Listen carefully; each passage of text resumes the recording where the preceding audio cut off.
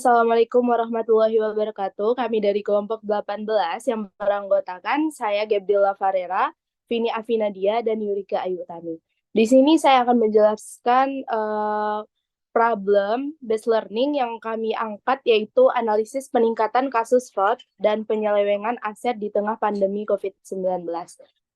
Di sini kami akan membahas secara luas mengenai pandemi terhadap dampaknya pada dunia bisnis dan secara khusus memfokuskan pada meningkatnya kasus fraud serta penyelewengan aset. Next. Pertama yaitu pendahuluan. Di sini saya akan menjelaskan latar belakang kenapa kami mengambil kasus ini. Seperti yang kita ketahui, pandemi COVID-19 yang melanda dunia sejak awal tahun 2020 telah membawa dampak yang cukup luas pada berbagai aspek kehidupan, tak terkecualikan pada dunia bisnis dan keuangan.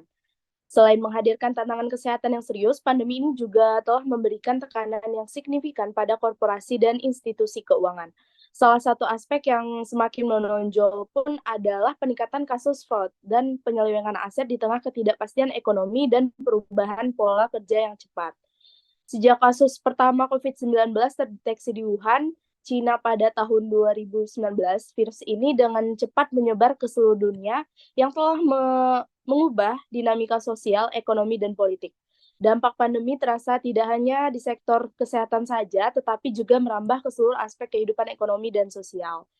Bisnis juga dapat beradaptasi dengan cepat untuk beroperasi di tengah kondisi yang tidak pasti ini. Pekerjaan dari rumah, perubahan perilaku konsumen, dan fluktuasi pasar keuangan menjadi dinamika yang terus berubah. Di tengah perubahan ini muncul tantangan baru terkait dengan manajemen risiko, terutama dalam hal peningkatan fraud dan penyelewengan aset. Aset merupakan komponen penting bagi perusahaan dalam kegiatan operasionalnya, sehingga aset ini dapat dikatakan sebagai sumber daya ekonomi yang memiliki nilai manfaat di masa mendatang. Dalam akuntansi, aset terdapat beberapa masalah yang sering dijumpai seperti penetapan aset, penggunaan aset, penyusutan aset, dan juga penyajiannya dalam laporan keuangan. Fraud ialah merupakan suatu tindakan penyimpangan atau pembiaran yang sengaja dilakukan untuk mengelabui, menipu, memanipulasi perseroan, debitur, atau pihak lain yang dilakukan oleh insan perseroan dan terjadi di lingkungan perseroan. Selanjutnya yaitu ada 3 rumusan masalah yang kami dapat dari latar belakang tadi. Yang pertama yaitu bagaimana penetapan aset dalam akuntansi, bagaimana pengakuan aset dalam akuntansi, dan apa saja faktor-faktor yang mempengaruhi pengalokasian biaya-biaya penyusutan dan bagaimana cara mengelolanya dengan tepat agar tidak mempengaruhi laba perusahaan. Dan tujuan dari makalah ini untuk memberikan pemahaman tentang pengelolaan pengalokasian biaya penyusutan yang tepat agar tidak mempengaruhi laba perusahaan. Dengan demikian, pembahasan ini diharapkan dapat memberikan manfaat bagi pembaca dalam mengelola aset perusahaan dengan baik dan mencegah terjadinya fraud dan penyelewengan aset di masa yang akan datang. Pembahasan. Di sini saya akan menjelaskan tentang penetapan aset. Aset didefinisikan sebagai sumber daya yang dikendalikan entitas sebagai akibat dari peristiwa masa lalu dan memiliki manfaat ekonomi di masa depan. Ada 4 karakteristik yang dapat kita lihat di sini, yaitu yang pertama, manfaat ekonomi di masa mendatang, yaitu aset memiliki kontribusi dalam memberikan nilai manfaat ekonomi di masa depan melalui aliran kas dan setara kepada entitas. Hal ini dapat diperoleh melalui penghasilan atau pendapatan dari aktivitas operasi, sehingga dengan adanya aset dapat membantu entitas dalam mencapai tujuan yang diinginkan. Yang kedua yaitu ada kontrol oleh entitas. Untuk memenuhi syarat-syarat sebagai aset, manfaat ekonomi harus dikendalikan oleh entitas yang bersangkutan. Kepemilikan hanyalah untuk menggunakan dan atau mengontrol aset. Kontrol pemilik yang memiliki properti tidak mutlak, di mana ruang lingkup kepentingan pribadi selalu tunduk pada hak-hak umum negara. Yang ketiga yaitu peristiwa di masa lalu. Aset harus dikontrol oleh entitas. Pelaporan sebagai akibat dari peristiwa di masa lalu, sehingga aset ini merupakan pengendalian dari kejadian di masa lalu itu sendiri. Yang terakhir yaitu dapat dipertukarkan.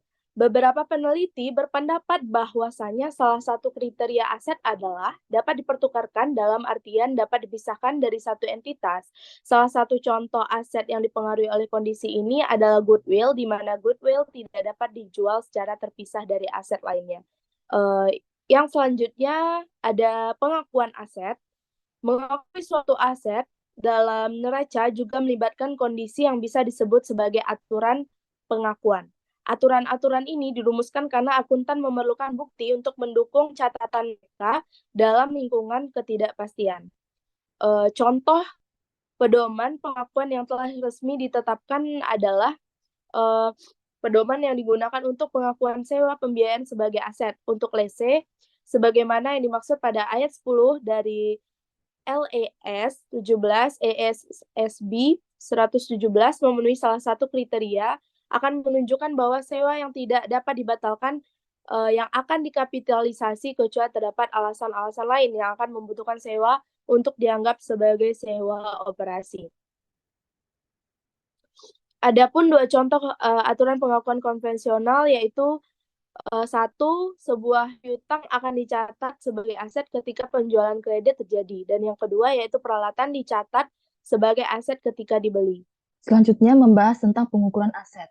Ada beberapa pendekatan pengukuran yang dapat dijadikan sebagai dasar pengukuran aset yang harus diadopsi seperti pengukuran biaya perolehan yang diharapkan untuk bersikap objektif dan memberikan informasi yang dapat dipercaya dan dapat diverifikasi dan pengukuran nilai wajar yang menyediakan informasi yang relevan. Oleh karena itu, pemilihan metode pengukuran dapat mempertimbangkan pengukuran aset berwujud, tidak berwujud, dan keuangan. Yang pertama tentang aset berwujud. Pengukuran setelah pengakuan berdasarkan biaya historis berarti bahwa pengukuran aset sebesar biaya perolehan dikurangi akumulasi penyusutan dan penurunan biaya. Pendukung biaya model berpendapat bahwa biaya perolehan memberikan bukti objektif dan dapat diverifikasi dari biaya aset, penerapan, penyusutan, dan penurunan nilai memastikan bahwa nilai saat ini tercermin dalam neraca. Manajer dapat melakukan pengukuran aset dengan memilih menggunakan model revaluasi yang didasarkan pada nilai pasar yang disediakan oleh penilai profesional yang memenuhi syarat atau dapat diperkirakan oleh entitas didasarkan pada pendapatan atau pendekatan biaya pengganti terdepresiasi. Selanjutnya, tentang aset tidak berwujud. Aset merupakan manfaat ekonomi masa depan yang akan direalisasikan oleh suatu entitas, baik berhubungan dengan barang berwujud atau tidak berwujud. Setelah mengetahui praktik akuntansi terkait dengan pengukuran aset berwujud, selanjutnya perlu untuk mengetahui bagaimana pengukuran aset tidak berwujud dilakukan. Standar akuntansi mengharuskan mengukur aset tidak berwujud menggunakan biaya perolehan dalam IAS 38 paragraf 24.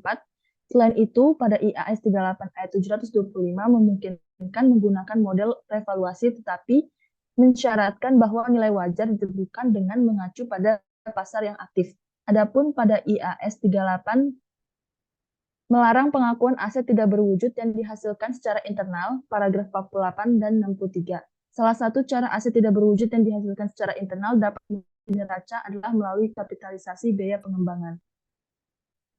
Selanjutnya, peningkatan kasus fraud dan penyelewengan aset. Data yang diperoleh dari RSM Indonesia menunjukkan bahwa pandemi COVID-19 bukanlah hanya menyebabkan ketidakpastian ekonomi, tetapi juga memperburuk risiko fraud dan penyelewengan aset di kalangan perusahaan dan institusi. Pimpinan perusahaan juga dalam upaya untuk mempertahankan keberlangsungan usaha, menilai bahwa insiden-insiden seperti penipuan dan penyelewengan aset semakin merajalela. Serangan siber ialah sebagai salah satu saluran yang semakin lebar digunakan untuk melancarkan praktik-praktik fraud. Dengan bekerja dari rumah yang lebih intensif, organisasi menjadi lebih rentan terhadap serangan siber yang menciptakan celah baru bagi pelaku fraud untuk beroperasi. Perusahaan yang terlibat dalam kasus penipuan atau penyelewengan aset dapat kehilangan kepercayaan terhadap pelanggan, mitra bisnis, dan pemegang saham. Oleh karena itu, pengelolaan risiko reputasi pun ialah menjadi poin penting dalam upaya mitigasi pada dampak negatif dan praktik-praktik tidak etis ini. Lebih mengejutkan lagi bahwa survei yang telah dilakukan sebelumnya ini mengungkapkan bahwa tingkat manajemen level menengah di institusi-institusi tersebut rentan terhadap praktik fraud. Meskipun kebanyakan responden menyadari ancaman seringnya terjadi hal ini, survei tersebut pun telah menunjukkan adanya tantangan dalam sistem pelaporan dan pengawasan. Sebanyak 32% perusahaan yang masih mengandalkan mekanisme pelaporan formal yang menggunakan email. Bahkan 20% responden telah mengaku tidak memiliki mekanisme pelaporan formal untuk melaporkan pelanggaran yang terjadi. Dalam situasi ini, di mana respon yang cepat dan tepat sangatlah penting, kekurangan dalam mekanisme pelaporan dapat membuka celah bagi pelaku fraud untuk beroperasi terhadap terdeteksi. Dengan menghadapi kenyataan terhadap peningkatan ancaman fraud dan penyelewengan aset di tengah pandemi, survei RSM Indonesia memberikan wawasan yang berharga terkait solusi dan kontrol yang dapat diterapkan oleh perusahaan. Salah satunya adalah kontrol lingkungan yang menjadi peran utama dalam menghadapi risiko ini. Uji seberapa kuatnya nilai-nilai integritas dan etika menjadi esensi dalam membangun fondasi yang cukup kuat. Perusahaan pun harus mendorong budaya organisasional yang telah menekankan pentingnya etika di setiap lapisan operasionalnya. Yang terakhir ada kesimpulan. Dalam menghadapi tantangan peningkatan kasus fraud dan penyelewengan aset di tengah pandemi COVID-19, kesadaran dan tindakan proaktif menjadi kunci untuk menjadi keberlanjutan perusahaan. Peningkatan literasi, keamanan siber, dan investasi dalam teknologi informasi yang aman menjadi langkah penting untuk melindungi perusahaan dari serangan siber yang semakin canggih. Pada tingkat manajemen menengah, penguatan pengawasan dan pelatihan menjadi kunci. Perusahaan perlu memberikan pelatihan khusus pada etika bisnis, pemahaman risiko fraud, dan keterampilan manajerial. Ini akan membantu mengurangi rentannya manajemen menengah terhadap praktik-praktik yang dapat merugikan perusahaan. Untuk mengatasi peningkatan kasus fraud dan penyelewengan aset membutuhkan kolaborasi lintas departemen dan tingkatan dalam organisasi. Solusi yang diterapkan harus adaptif dan terus-menerus dievaluasi agar tetap relevan menghadapi perubahan kondisi bisnis dan teknologi. Sampai di sinilah hasil dari problem bus learning kami yang berjudul Analisis Peningkatan Kasus Fraud dan Penyelewengan Aset di Tengah Pandemi COVID-19. Semoga dari penjelasan tadi, kita sama-sama bisa memperoleh ilmu dan pengetahuan. Jika ada salah kami mohon maaf. Assalamualaikum warahmatullahi wabarakatuh.